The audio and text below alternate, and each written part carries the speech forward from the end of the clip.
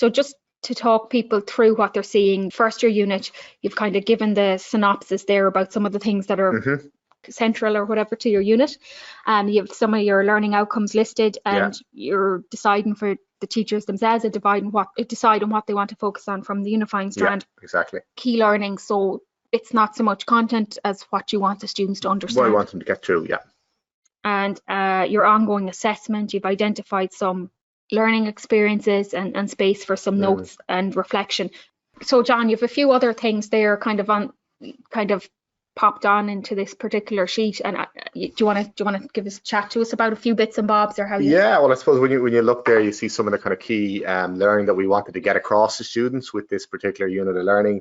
And what I'd say is when we first kind of sat down to have a look at this and discuss some of that key learning, we all went off then ourselves, well, how can students, access that, or, how can we present this to students?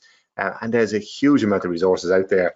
I would say the Project Math site was brilliant. There's a lot of fantastic lesson plans off that, and learning experiences, which we found really, really useful and gave us a really kind of good idea about where students were at with some of that key learning that we wanted to get across.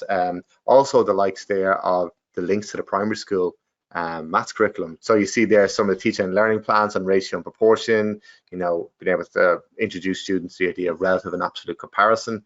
And, again, I just referenced that link to the primary school maths curriculum to kind of see, well, what have students done before, and how can we present a couple of these key concepts in different ways maybe today I've seen before, in new ways to kind of engage students, engage maybe the weaker students who had difficulties with these concepts at first, and also the more able students, how can we present this maths as a bit of a challenge to them, and engage those students, engage all learners really.